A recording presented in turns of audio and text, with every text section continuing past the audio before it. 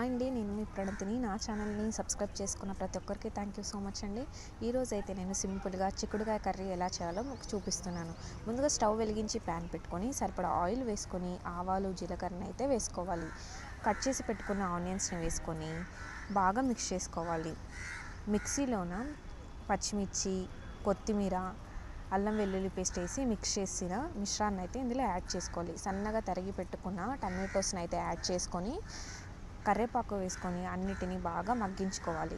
ముందుగానే కట్ చేసి పెట్టుకున్న చిక్కుడుకాయ ముక్కలను అయితే ఇందులో యాడ్ చేసుకొని బాగా మిక్స్ చేసుకొని చిటికెడు పసుపు, సరిపడా సాల్ట్ వేసుకొని బాగా మిక్స్ చేసుకొని 10 మినిట్స్ పాటు లో ఫ్లేమ్లో కుక్ చేసుకోవాలి. మూత తీసి సరిపడా వాటర్ యాడ్ చేసి రుచికి సరిపడా కారాన్ని అయితే యాడ్ చేసుకొని బాగా మిక్స్ చేసుకోవాలి.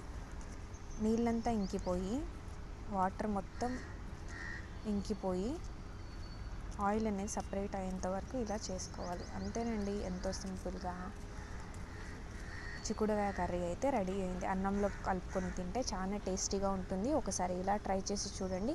థ్యాంక్ యూ అండి అందరికీ. ఈ వీడియో మీకు నచ్చినట్లయితే లైక్ చేయండి.